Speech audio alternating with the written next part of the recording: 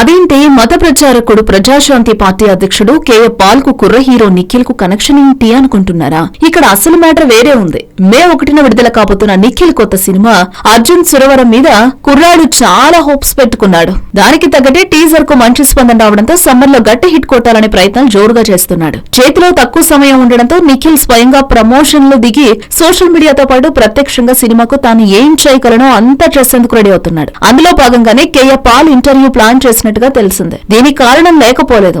అర్జున్ సురవరంలో నిఖిల్ చేస్తున్న పాత్ర TV video journalist. అవసరం ఉన్న చోటకెళ్లి కావాల్సిన సమాచారాన్ని ఇంటర్వ్యూను తీసుకోవడం అతని బాధ్యత.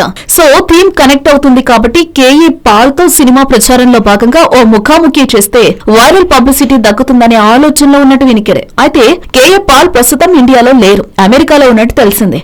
మరి దగ్గరలో ఆయన రాగానే ఇది చేస్తారా లేక ఆలోచన దశలోనే ఆగిపోతుందా లాంటి వివరాలు ఇంకా తెలియాల్సిందే. తన మాటలు చర్యల ద్వారా మంచి పాపులారిటీ తెచ్చుకున్న కేఏ పాల్ ను అర్జున్ సురవరం టీం ఇలా వాడుకుని స్కెచ్ వేయడం తెలివైన ఎత్తుగడే.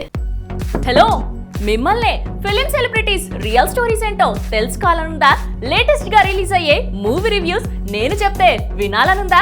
ఇంకెందుకు ఆలస్యం, యోయో టీవీని సబ్స్క్రైబ్ చేసుకోండి. అలాగే మర్చిపోకుండా యోయో టీవీ యాప్ ని కూడా డౌన్లోడ్ చేసుకోండి.